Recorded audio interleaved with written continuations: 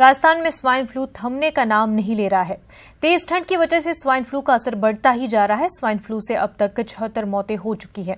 रियासत भर में स्वाइन फ्लू के 1976 पॉजिटिव केस सामने आ चुके हैं। जयपुर में सबसे ज्यादा 782 पॉजिटिव केस मिले हैं।